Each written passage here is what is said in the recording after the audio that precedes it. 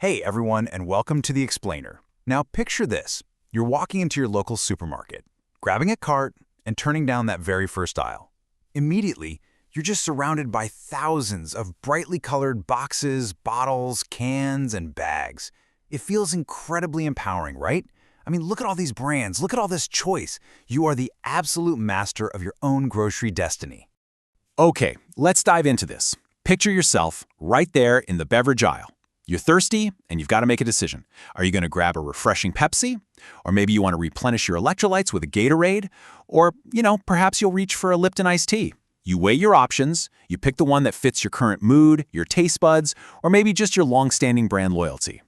But what if none of it actually matters? What if that feeling of making a distinct, individual decision between fiercely competing products is literally nothing more than a carefully manufactured illusion? Well, today we are peeling the onion and unpacking the data to expose the secret monopolies that are quietly controlling your daily life. And we're going to see exactly how they manipulate your decisions without you ever even realizing it. Part 1. The Supermarket Illusion. Scan the shelves with me for a second. You see Coca-Cola, Sprite, and Fanta. You see Dasani water, you see Minute Maid juice, you even see Honest Tea, which kind of looks like a completely different, independent, organic alternative. To the average consumer, these look like entirely distinct brands, all fiercely competing against one another for your hard-earned dollars. But here's the catch. The reality is they're all owned by one single entity, the Coca-Cola Company, every single one. That fierce competition you thought you were a part of, it doesn't even exist. All those different labels just funnel your money into the exact same corporate pocket. And honestly, it's not just beverages. PepsiCo does the exact same thing. You think you're choosing between a Pepsi, Lay's potato chips, Doritos, Quaker Oats, or Tropicana? No way. You're just choosing which PepsiCo label you want to carry up to the register. Now, as we can see right here, this is a highly calculated strategy known as brand architecture. Basically, corporations intentionally create fake competition. They build this sprawling architecture of diverse brands so that no matter which product you ultimately select, the financial outcome is identical for them. They win regardless of what you choose. It's like a giant casino. The house always wins because, well, the house owns all the players. Part 2. Meet the 10 Giants. There was this really famous eye-opening study by Oxfam that mapped out exactly who runs the global food industry. And they found that the vast majority of what we consume globally is controlled by just 10 megacorporations. Take a look at this list. Nestle, PepsiCo, Coca-Cola, Unilever, Danone, General Mills, Kellogg's, Mars, Associated British Foods, and Mondelez. That's it. That is the grand illusion of choice laid completely bare. And this brilliantly illustrates the sheer scale we're talking about. 2,000. That is a staggering, mind-boggling number. That is how many individual brands are owned by just one of those giants, Nestle alone. 2,000 separate brands funneling straight up into one massive corporate structure. I mean, look at the massive span of that monopoly. Nestle isn't just making your afternoon Kit Kat bar or your morning cup of Nescafe. They own the Gerber baby food you feed your infant, and they own the Purina pet food you feed your dog. From the moment you wake up, to the food you give your kids, to the treats you give your pets, you're interacting with one single corporate giant disguised as dozens of independent companies. So why do they do this? Well, by controlling the entire supply chain, these giants gain the absolute ultimate power to manipulate the market, and they do it in 3 major steps. Step 1, they can completely control and artificially inflate prices. Step 2, they use their massive leverage to basically dominate the physical supermarket shelf space, pushing any real competitors to the dusty bottom shelves or completely out of the store. And Step 3, by controlling price and placement, they can effectively crush any local, independent businesses that actually try to offer you a genuine alternative. Which brings us to Part 3, the local brand deception.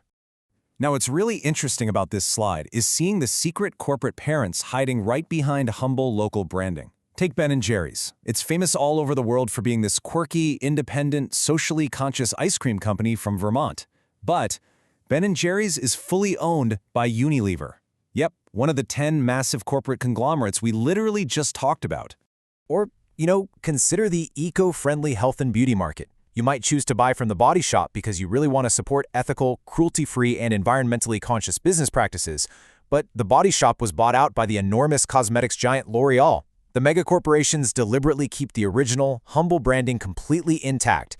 They want your brain to subconsciously associate these specific products with being eco-friendly, independent, or local, because that warm, fuzzy feeling manipulates you into happily paying a premium price. You willingly pay a premium price, completely unaware your money is funding the exact same corporate conglomerates you were trying to avoid. The source material absolutely hits the nail on the head here. They keep the corporate parent a tightly guarded secret at the consumer level because they know for sure that if you knew the truth, the illusion would shatter, and you might just put that product right back on the shelf. Part 4. The Eyewear Monopoly.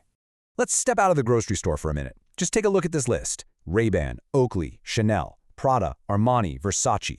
When you walk into a high-end mall or an optometrist's office, you're presented with this dazzling array of elite luxury fashion houses.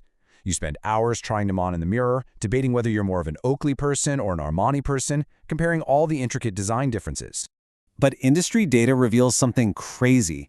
All of those seemingly distinct, world-renowned fashion houses, their eyewear is entirely owned, manufactured, and licensed by a single Italian company called Luxottica.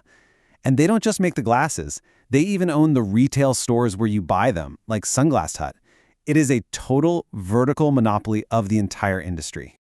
And because Luxottica controls the whole market from top to bottom, they can set whatever price they want. So you go up to the register and happily hand over your credit card for a $500 pair of glasses. You absolutely believe you're paying for elite craftsmanship, rare materials, and fierce design competition between independent luxury brands. Actually, scratch that. Let's look at the real math. Because of their absolute monopoly over global manufacturing, the actual cost to produce that fancy pair of designer glasses can be as incredibly low as $5. That massive markup between manufacturing and retail, that's basically a financial tax you're paying simply to participate in the illusion of luxury competition. So, what does this all mean? Part 5. The Cost of Fake Choice. The real impact here goes way beyond just paying extra for sunglasses or ice cream. These monopolies control global marketing, shaping consumer behavior worldwide and profoundly stifling true innovation. If a small company creates a revolutionary, genuinely healthy product, a giant like Nestle simply buys them out, or they leverage their vast resources to price them completely out of the market. You are not choosing between different companies. You are simply choosing different labels owned by the same masters. This powerful quote from the source material summarizes it perfectly. It's a deeply effective psychological trap. We feel empowered by the endless aisles of choice. We feel like we're expressing our individuality through our purchases, while in reality, we're actually being funneled into a highly controlled, tightly monitored economic ecosystem engineered to enrich just a select few. So I'm going to leave you with this final provocative thought to chew on the next time you're standing in a supermarket aisle weighing your options. Who are you really voting for with your wallet? Are you making a free, independent choice, or are you just playing your assigned part in a carefully crafted illusion?